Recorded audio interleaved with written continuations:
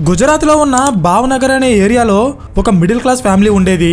ఆ ఫ్యామిలీలో ఉన్న ఒక కుర్రాడు పని పాట లేకుండా తిరుగుతున్నాడని చెప్పి ఫ్యామిలీ అంతా కలిసి ఆ కుర్రాడిని ఒక లాయర్గా చూడాలని కష్టపడి చదివించారు. ఫైనల్గా ఆ వ్యక్తి లాయర్ చదువు పూర్తి చేసుకుని కోర్టుకు వెళ్ళాక అక్కడ డబ్బు కోసం కొంతమంది లాయర్స్ అబద్ధాలు చెప్పడం చూశాడు.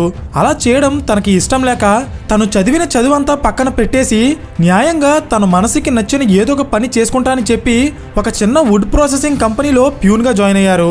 కనీసం ఉండటానికి ఇల్లు లేక వచ్చే ఆదాయం సరిపోక ఆ చెక్కల మిల్కి సంబంధించిన గోడౌన్లోనే ఆయన పడుకునేవారు. కానీ కట్ చేస్తే ఆ రోజు లాయర్ జాబ్ వదిలేసి ప్యూన్గా పనిచేసిన అదే వ్యక్తి ఈ రోజు 1,34,000 కోట్ల రూపాయల విలువైన భారతదేశంలోనే అతిపెద్ద ఎడెసివ్ అండ్ గ్లూ కంపెనీని స్థాపించారు. అదే పిడిలైట్ ఇండస్ట్రీస్. మీకు అర్థమయ్యేలా చెప్పాలంటే ఫెవికాల్ కంపెనీ. అండ్ ఆ వ్యక్తి ఎవరో కాదు, Fevicol man of India mister Balwant Rai Kalyanji Parekh. అయితే అసలు ఇదంతా ఎలా సాధ్యపడింది? పరేఖ్ గారు ఇండియన్ ఎడిసివ్ బిజినెస్లో ఉన్న కొన్ని ప్రాబ్లమ్స్ని ఐడెంటిఫై చేసి వాటిని సాల్వ్ చేస్తూ ఫెవికాల్ అనే ఒక ప్రోడక్ట్ని తయారు చేశారు. అయితే ఇక్కడ ఫెవికాల్ని తయారు చేయడం గొప్ప కాదు, కానీ దాన్ని ఇండియాలో ఉన్న కొన్ని కోట్ల మంది చెక్క పని చేసే కార్పెంటర్స్కి అండ్ కస్టమర్స్కి రీచ్ అయ్యేలా చేయడానికి ఆయన యూజ్ చేసిన బిజినెస్ స్ట్రాటజీస్ ఏవైతే ఉన్నాయో అవి నిజంగా నెక్స్ట్ లెవెల్లో ఉంటాయి. సో ఈ వీడియోలో మనం వాటి గురించే మాట్లాడుకోబోతున్నాం. వీలైనంత సింపుల్గా ఎక్స్ప్లెయిన్ చేయడానికి ట్రై చేస్తాను, జాగ్రత్తగా వినండి. Hello everyone, welcome to today's video and this is your friend Surya. 1950s టైంకి బలవంతరాయ్ పరేఖ్ గారు తనకి ఇష్టం లేని లాయర్ కెరియర్ని వదిలేసి సొంతంగా ఏదైనా చేయాలనే ఇంటెన్షన్తో ఒక వుడ్ ప్రాసెసింగ్ కంపెనీలో ప్యూన్గా జాయిన్ అయ్యారు. అలా కొన్ని రోజుల పాటు అక్కడ పనిచేశాక పరేఖ్ గారు వుడ్ ప్రాసెసింగ్ ఇండస్ట్రీలో ఉన్న ఒక ప్రాబ్లమ్ని నోటీస్ చేశారు. అదేంటంటే చెక్కలని అతికించడానికి కార్పెంటర్స్ జంతువుల కొవ్వు నుండి తయారు చేసిన ఒక గ్లూని యూజ్ చేస్తున్నారు. అయితే ఇక్కడ ఉన్న ప్రాబ్లం ఏంటంటే ఈ గ్లూని మనం డైరెక్ట్గా యూజ్ చేయలేం. ఫస్ట్ ఆఫ్ ఆల్ దాన్ని వేడి చేసి అది కరిగిన తర్వాత మళ్ళీ దాన్ని కూల్ చేసి అప్పుడు దాన్ని ఫర్నిచర్ అతికించడానికి యూజ్ చేయాలి. సో ఈ ప్రాసెస్ అంతా చేయడానికి అప్పట్లో ఒక కూలివాడో లేదా ఒక కార్పెంటరో రోజంతా కూర్చుని ఈ గ్లూని తయారు చేయాల్సి వచ్చేది. అండ్ ఇంత పని చేసిన తర్వాత కూడా ఒక్కోసారి ఈ యానిమల్ ఫ్యాట్స్ నుండి తయారు చేసిన గ్లూస్ సరిగా పనిచేసేవి కాదు. సో ఇదంతా గమనించిన పరేఖ్ గారు ఈ ప్రాబ్లమ్స్కి ఎలా అయినా సొల్యూషన్ని వెతికి దాని ద్వారా తనే సొంతంగా ఒక బిజినెస్ స్టార్ట్ చేయాలనుకున్నారు. ఇది గుర్తుపెట్టుకో, తర్వాత మాట్లాడుకుందాం. సో పరేఖ్ గారికి అప్పట్లో సొంతంగా బిజినెస్ స్టార్ట్ చేసేంత డబ్బు కానీ ఎక్స్పీరియన్స్ కానీ లేకపోవడం వల్ల ఆయన డిఫరెంట్ కంపెనీస్లో జాబ్స్ కోసం ట్రై చేసేవారు. అండ్ అదే టైంలో మోహన్ అనే ఒక ఇన్వెస్టర్ పరేఖ్ గారికి బిజినెస్ మీద ఉన్న ఇంట్రెస్ట్ చూసి ఇద్దరూ కలిసి బిజినెస్ స్టార్ట్ చేద్దామని చెప్పి ఒక చిన్న బిజినెస్ స్టార్ట్ చేశారు. వాళ్ళు చేసే బిజినెస్ ఏంటంటే విదేశాల నుండి సైకిల్స్, నట్స్ అండ్ పేపర్ డైస్ని ఇండియాకి ఇంపోర్ట్ చేసుకుని వాటిని ఇండియాలో అమ్ముతూ బిజినెస్ చేసేవారు. అండ్ ఈ ప్రాసెస్లోనే జర్మనీకి చెందిన హొయిచెస్ట్ అనే ఒక కెమికల్ కంపెనీ డీలర్ పరేఖ్ గారి దగ్గరికి వచ్చి ఇండియాలో వాళ్ళ కంపెనీ డీలర్షిప్ బిజినెస్లో జాయిన్ అవ్వమని ఒక డీల్ చేసుకున్నారు. పరేఖ్ గారు ఈ జర్మన్ కంపెనీతో కలిసి కొన్ని రోజులు పనిచేశాక ఆయనకి కెమికల్ ఇండస్ట్రీలో లార్జ్ స్కేల్లో బిజినెస్ ఎలా చేయాలో ఒక ఐడియా వచ్చింది. అయితే కొన్ని రోజుల తర్వాత ఈ జర్మన్ కంపెనీ ఇండియాకి వాళ్ళ ప్రొడక్ట్స్ని ఎక్స్పోర్ట్ చేయడం కాకుండా డైరెక్ట్గా ఇండియాలో ఒక ఫ్యాక్టరీ పెట్టాలని డిసైడ్ అయ్యి ఇండియాలో వాళ్ళ ప్రొడక్ట్స్ని అమ్ముతున్న డిస్ట్రిబ్యూటర్స్తో డీల్స్ని క్యాన్సిల్ చేసుకుంది.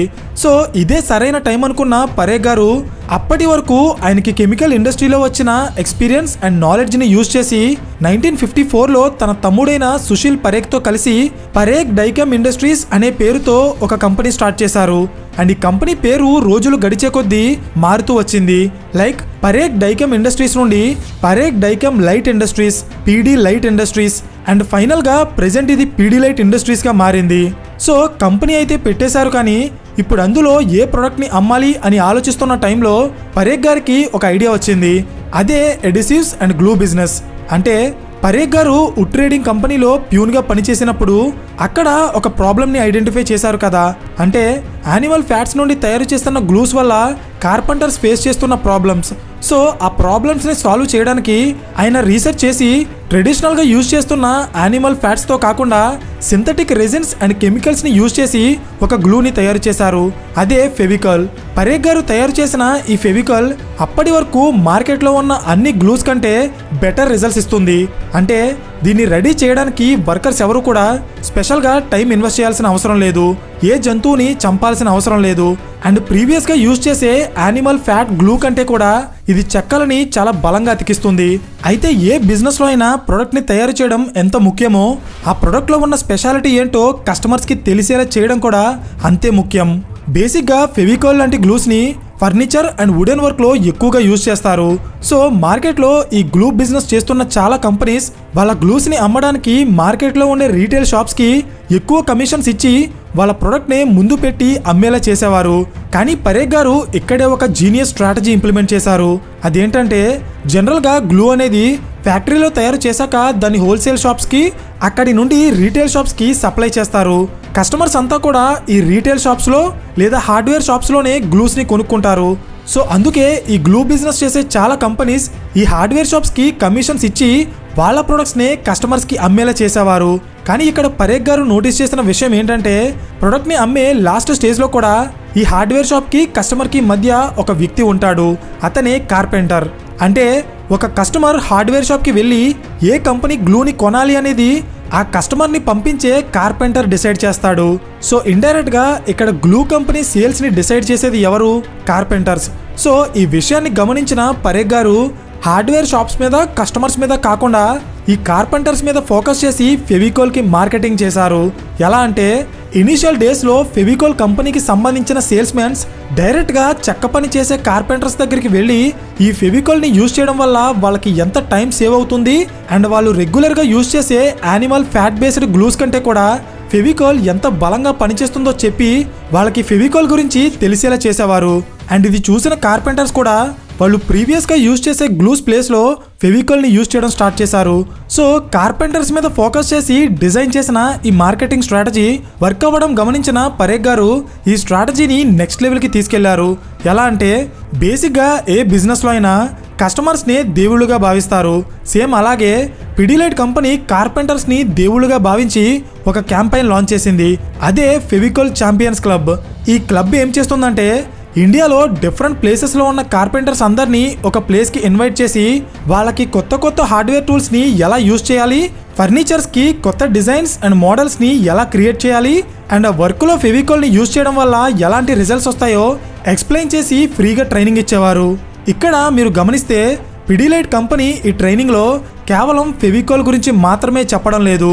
బికాస్ ఓన్లీ ఫెవికాల్ గురించి మాత్రమే కార్పెంటర్స్కి చెప్తే వాళ్ళు ఎవరు కూడా ఈ కంపెనీ కండక్ట్ చేసే ఈవెంట్స్కి అటెండ్ అవ్వడానికి ఇంట్రెస్ట్ చూపించరు.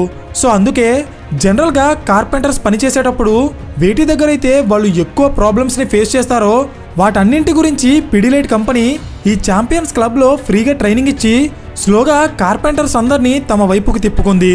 అండ్ దీనితో పాటు కార్పెంటర్స్ జాబ్లో ఎప్పటికప్పుడు వాళ్ళు కొత్త కొత్త డిజైన్స్ని క్రియేట్ చేయాలి. నిజానికి ఇది చాలా కష్టమైన పని. సో ఇక్కడ కూడా పిడిలైట్ కంపెనీ కార్పెంటర్స్కి హెల్ప్ చేసింది. ఎలా అంటే అమెరికా, ఆస్ట్రేలియా అండ్ యూరోప్ లాంటి డెవలప్డ్ కంట్రీస్లో యూజ్ చేసే ఫర్నిచర్ డిజైన్స్ అండ్ మోడల్స్ని కలెక్ట్ చేసి వాటిని ఒక క్యాటలాగ్ బుక్లో ప్రింట్ చేసి ఈ కార్పెంటర్స్కి ఇచ్చేది. సో దీనివల్ల కార్పెంటర్స్ కొత్త కొత్త డిజైన్స్ని క్రియేట్ చేయడానికి ఇన్వెస్ట్ చేసే టైం ఎంతగానో తగ్గుతుంది. సో పిడిలైట్ కంపెనీ కార్పెంటర్స్ని తమ ప్రొడక్ట్ని చూస్ చేసుకునేలా చేయడానికే ఇంత డబ్బు టైము ఇన్వెస్ట్ చేసిందా అంటే కాదు. నిజానికి దీని వెనకే అసలైన స్ట్రాటజీ ఉంది. అదేంటంటే ఏ సెక్టార్లో అయినా ఒక కంపెనీ టాప్ పొజిషన్లో ఉండాలంటే ఆ కంపెనీ ఆ సెక్టార్లో ఉండే ప్రతి ప్రాబ్లమ్ని సాల్వ్ చేస్తూ ప్రొడక్ట్స్ని లాంచ్ చేయాలి. అయితే ఇదంతా ఇప్పుడు ఎందుకు చెప్తున్నానంటే ఫర్నిచర్ ఇండస్ట్రీలో ఉండే అన్ని ప్రాబ్లమ్స్ గురించి కరెక్ట్గా తెలిసే వ్యక్తులు ఈ కార్పెంటర్సే. సో ఒకవైపు కార్పెంటర్స్కి ఫెవికాల్ గురించి మార్కెటింగ్ చేస్తూనే పరేఖ్ గారు అసలు కార్పెంటర్స్ ఫర్నిచర్ తయారు చేసినప్పుడు ఎలాంటి ప్రాబ్లమ్స్ని ఫేస్ చేస్తారో తెలుసుకుని ఒక్కొక్క ప్రాబ్లమ్ని సాల్వ్ చేస్తూ కొత్త కొత్త ప్రొడక్ట్స్ని లాంచ్ చేసేవారు. దీనికి నేను కొన్ని ఎగ్జాంపుల్స్ చెప్తా చూడండి. పిడిలైట్ కంపెనీ కార్పెంటర్స్తో మీటింగ్ పెట్టినప్పుడు అందులో కొంతమంది కార్పెంటర్స్ చెప్పిన ప్రాబ్లం ఏంటంటే యానిమల్ ఫ్యాట్స్ కంటే ఫెవికాల్ స్ట్రాంగ్గా ఉన్నప్పటికీ తడిగా ఉండే ప్లేసెస్లో ఈవెన్ ఫెవికాల్ కూడా సరిగా పనిచేయట్లేదు. సో ఈ ప్రాబ్లమ్ని సాల్వ్ చేస్తూ పిడిలైట్ కంపెనీ ఫెవికాల్ మెరైన్ అనే పేరుతో ఒక కొత్త ప్రోడక్ట్ని లాంచ్ చేసింది. సేమ్ అలాగే ఎక్కువగా ఎండలో ఉండే డోర్స్ అండ్ ఫర్నిచర్స్ కోసం ఫెవికాల్ హీటెక్స్ అండ్ తొందరగా అతికించడానికి ఫెవికాల్ స్పీడెక్స్తో పాటు మన డైలీ లైఫ్లో వచ్చే చిన్న చిన్న ప్రాబ్లమ్స్ని కూడా టార్గెట్ చేసి ఫెవిక్విక్, ఎంసీల్, ఫెవిస్టిక్, డాక్టర్ ఫిక్సిట్ అండ్ ఫెవిక్రైల్ లాంటి ఎన్నో కొత్త ప్రొడక్ట్స్ని లాంచ్ చేసింది. అయితే పిడిలైట్ కంపెనీ ఈ ప్రొడక్ట్స్ అన్నీ కూడా కార్పెంటర్ సజెషన్స్ అండ్ ఫీడ్బ్యాక్ని బేస్ చేసుకుని తయారు చేసినవే.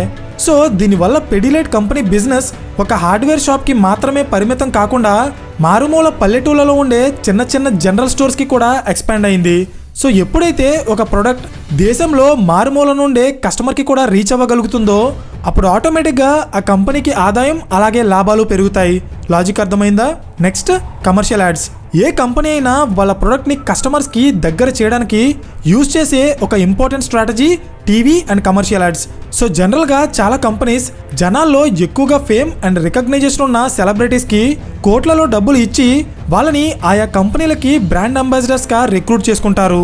కానీ మీరు ఫెవికాల్ కంపెనీ యాడ్స్ని చూస్తే ఇవి చాలా డిఫరెంట్గా ఉంటాయి.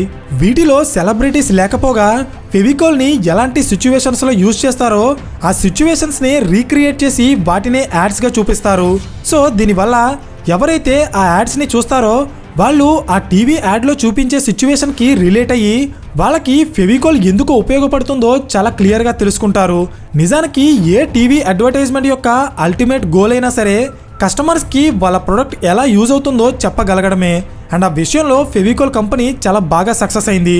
సో ఇలా బల్వంత్ రాయ్ పరేఖ్ గారు పిడిలైట్ కంపెనీ బిజినెస్ని ఎడిసివ్స్, sealants, construction chemicals and polymer emulsions అంటూ డిఫరెంట్ ప్రొడక్ట్స్కి ఎక్స్పాండ్ చేసి బిజినెస్ పాయింట్ ఆఫ్ వ్యూలో కాకుండా కస్టమర్స్ పాయింట్ ఆఫ్ వ్యూలో ప్రొడక్ట్స్ని తయారు చేసి ఈరోజు ఇండియాలో ఉన్న ఎడిసివ్స్ అండ్ సీలెంట్ బిజినెస్లో 70% మార్కెట్ షేర్తో పిడిలైట్ కంపెనీ దేశంలోనే నెంబర్ 1 పొజిషన్లో ఉంది.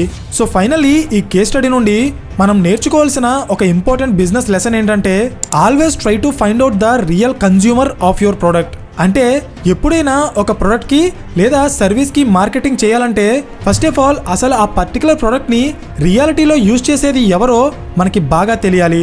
బికాస్ ఎప్పుడైతే మనకి మన ప్రోడక్ట్ యొక్క యాక్చువల్ కస్టమర్స్ ఎవరు అనేది క్లియర్గా తెలుస్తుందో అప్పుడు ఆ పర్టికులర్ కేటగిరీ ఆఫ్ కస్టమర్స్ని టార్గెట్ చేసి మనం మన ప్రోడక్ట్కి మార్కెటింగ్ చేయొచ్చు. దీన్నే టార్గెటెడ్ అడ్వర్టైజింగ్ అంటారు. అండ్ ఈ మెథడ్ని ఫాలో అవ్వడం వల్ల మనం మార్కెటింగ్లో చాలా డబ్బు కూడా సేవ్ చేయొచ్చు. అర్థమైందా? సో ఫైనల్లీ ఈ వీడియో మీకు ఇన్ఫర్మేటివ్గా అనిపిస్తే ఖచ్చితంగా లైక్ చేయడం మర్చిపోకండి. అండ్ ఈ type of business case studies ఇష్టపడే మీ ఫ్రెండ్స్ అండ్ ఫ్యామిలీ మెంబర్స్కి ఈ వీడియోని షేర్ చేసి ఇలాంటి మరిన్ని క్వాలిటీ బిజినెస్ కేస్ స్టడీస్ కోసం ఛానల్ని సబ్స్క్రైబ్ చేయండి. పక్కనే ఉన్న గంట సింబల్ ఆన్ చేస్తే మేము వీడియో అప్లోడ్ చేసిన వెంటనే మీకు ఇమీడియట్ నోటిఫికేషన్ వస్తుంది. So thank you for watching and I will see you in the next video. Till then this is your friend Surya signing of.